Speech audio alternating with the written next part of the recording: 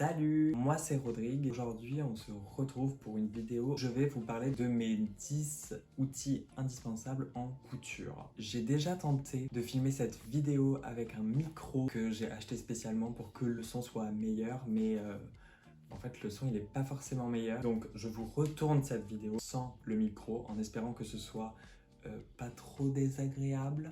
Voilà. J'aimerais quand même vous dire une petite chose. Pour moi, si vous êtes débutant, bonjour. Vous n'avez besoin que d'une machine à coudre, de fils, d'épingles et d'une bonne paire de ciseaux. Et normalement, ça devrait aller pour le reste des personnes qui sont en train de regarder cette vidéo. Mes indispensables ne seront pas les indispensables d'un autre, d'une autre. Mais en tout cas, ce sont les miens. J'espère que cette vidéo sera intéressante. Bref, sur ce, je passe à l'outil indispensable à mes yeux.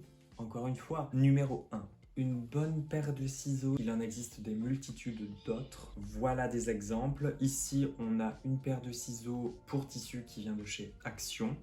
Ici, on a une paire de ciseaux qui est vraiment faite pour le tissu. Voilà, en acier. Peut-être pas. Mais en tout cas, cette paire de ciseaux est vraiment lourde. Outil indispensable numéro 2, une petite paire de ciseaux. Encore une fois, de la marque Fiskars. Il n'existe pas que ce genre de paire-là, il en existe aussi des comme ça et des encore plus petits. Les petits ciseaux, il existe aussi des coupe-fils. Il en existe différents, c'est celui-là que j'ai. C'est une de mes tutrices de stage, Chantal. Si tu passes par là, même si je pense que tu ne passeras jamais par là, c'est donc Chantal qui me l'a donné à la fin de mon stage. Voilà, vraiment adorable. C'est un souvenir d'un super mois de stage à ses côtés. Outil indispensable numéro 3, ce sont de bonnes épingles. Ici, ce sont des épingles de la marque Bohin, Bohin, B-O-H-I-N. Ce sont des épingles qui sont en acier, qui font un demi-millimètre. Je les ai depuis au moins 5 ans et elles sont toujours parfaites. L'indispensable suivant, c'est coussin qui est aimanté et que j'ai acheté il y a vraiment pas longtemps. Mais avant d'avoir ce coussin aimanté, j'avais ce coussin que j'avais fabriqué moi-même. C'est tout simple. Prenez 2 pièces de tissu identiques. Vous venez coudre les côtés. Hop, 1, 2, 3. Vous en laissez un qui est ouvert et à l'intérieur, vous allez bourrer de petits bouts de tissu. Ensuite, vous fermez votre coussin et vous avez un petit coussin pour planter vos petites épingles. Alors, à mes yeux, c'est pas un indispensable, mais j'aimerais quand même vous en parler. Ce sont ces atrocités que je déteste absolument. Ce sont des porte-épingles que vous mettez sur votre poignet. Je trouve que c'est une invention absolument abominable. Il y a la version plastique avec une mousse pour planter vos épingles et il existe la version métallique avec un aimant. Je trouve que ça fait extrêmement mal au poignet. Ça bouge dans tous les sens, c'est insupportable. Donc si vous avez l'idée d'acheter ça, personnellement, je vous le déconseille. Vraiment, vraiment, très très fortement. À la limite, si vous voulez essayer, vous pouvez acheter celui qui est en plastique parce qu'il est beaucoup moins cher. Indispensable suivant, le mètre-ruban qui vous sert à prendre vos mesures et les mesures des gens qui sont autour de vous, mais aussi à mesurer, ah mais attends, mais est-ce que cette emmanchure fait bien 25 ? Non. Mais vous avez aussi la version qui s'enroule toute seule. C'est beaucoup plus pratique, d'autant plus que d'un côté, vous avez des centimètres et de l'autre, vous avez des inches. Si vous suivez une vidéo en anglais qui vous parle en inches, etc., vous ne serez pas perdu. Indispensables suivants, qui sont 2 indispensables qui vont un peu de pair, une craie et un stylo friction.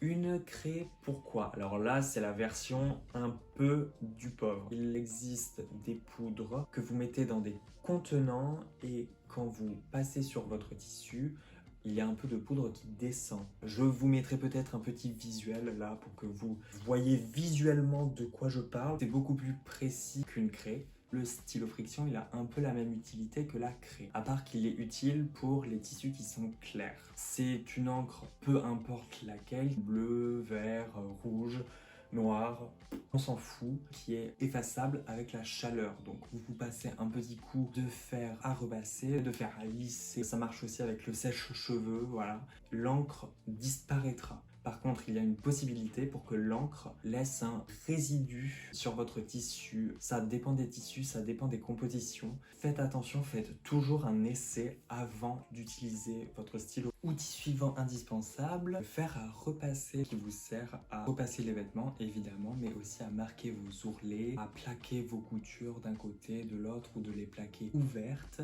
Alors le mien c'est un DeLonghi Easy Compact 2000W. Il marche très bien, voilà. Évidemment, j'utilise une table à repasser, mais aussi une jeannette qui sert vraiment à s'occuper des détails d'un vêtement, les manches, les poignets, les cols, voilà. Outil suivant, le découvite avec un vrai manche pour avoir une bonne prise en main. J'ai des amis qui avaient acheté des petits découvites avec des petits manches, vraiment c'est difficile. Pour la petite anecdote, le découvite, tout ça, j'avais une prof qui trouvait que le découvite c'était vraiment l'outil du démon absolu. Il ne fallait pas l'utiliser pendant son cours. Pour elle, c'est un outil qui n'est pas précis. Bref. Outil indispensable suivant pour moi, c'est une pince à épiler qui a un nom spécifique.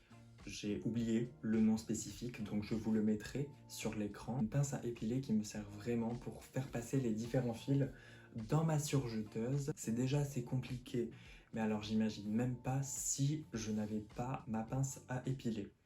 Pince à épiler qui me sert aussi maintenant à passer le fil dans tous les chats d'aiguille, que ce soit dans ma surjeteuse ou dans ma machine à coudre, parce que c'est beaucoup plus simple plutôt que avec ces doigts là. Peut-être parce que j'ai vraiment des énormes doigts, je sais pas. Mais en tout cas voilà, c'est beaucoup plus précis. Voilà. Pour le patronage, il y a aussi des indispensables. Un petit réglé de 20 cm, un grand réglé de 50 cm, une règle japonaise que je n'ai pas avec moi, je ne sais pas où est-ce que je l'ai mise, qui sert pour mettre les valeurs de couture, et aussi vous avez le perroquet ou le pistolet, voilà, ça dépend du sens dans lequel vous le prenez, mais en tout cas moi j'appelle ça un perroquet. Le perroquet, ça sert à quoi? Ça sert à dessiner des courbes sur vos patrons. Courbes pour les emmanchures, les fourches de pantalon ou de short, les cols, voilà. Outil indispensable pour le patronage, évidemment. Article final, qui n'est peut-être pas un article indispensable, mais qui pour moi l'est. C'est un spray dépoussiérant qui vient de chez Action, qui m'a coûté un peu moins de 2 €, je crois, que j'utilise pour dépoussiérer ma surjeteuse, parce qu'à force de coudre, il y a beaucoup de petites peluches, de tissus, de fils qui s'accumulent dans le coffre de ma surjeteuse. Hop. D'ailleurs, ce serait bien que je passe un petit coup, mais on le fera à un autre moment. Il est aussi utile pour les claviers, les appareils photo, les rasoirs électriques et les imprimantes, apparemment. Voilà, ok. Je vais vous montrer comment est-ce qu'on utilise ça. Vous avez une petite tige, vous avez un capuchon, vous mettez la tige dans le trou, tout simplement. Pour moi, c'est un indispensable. Eh bien écoutez, voilà, je pense que j'ai fait le tour. Est-ce qu'il y en a vraiment 10 ou pas? Je ne sais pas. Mais en tout cas, j'espère que cette vidéo, elle vous aura plu, qu'elle sera pas trop longue, qu'elle sera pas trop chiante aussi. Je voulais aussi vous remercier d'être de plus en plus nombreux à vous abonner et à regarder mes vidéos. Vraiment, je ne comprends pas pourquoi, mais en tout cas, merci beaucoup. Voilà, c'est la fin de cette vidéo. Je vous dis à la prochaine, à bientôt, ciao!